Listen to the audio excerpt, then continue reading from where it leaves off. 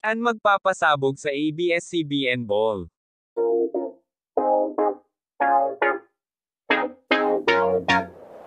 Matatanda ang naging kontrobersyal si Ann sa kanyang OOTD sa GMA Gala 2023 sa kanyang White Street Laurent Ensemble.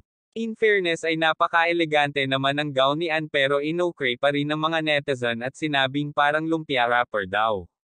Isa rin si Ann sa itinuturing na fashion icon sa showbiz dahil parati naman siya talagang nasasama sa listahan ng best dressed kapag may ganitong showbiz events. Matatanda ang noong huling dumalo siya sa ABS-CBN Ball noong 2019 ay pinag-usapan din ang kanyang OOTD na Modern Filipiniana.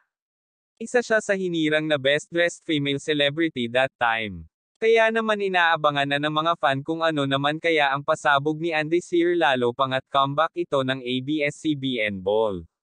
Natigil ito simula noong 2020 because of the pandemic.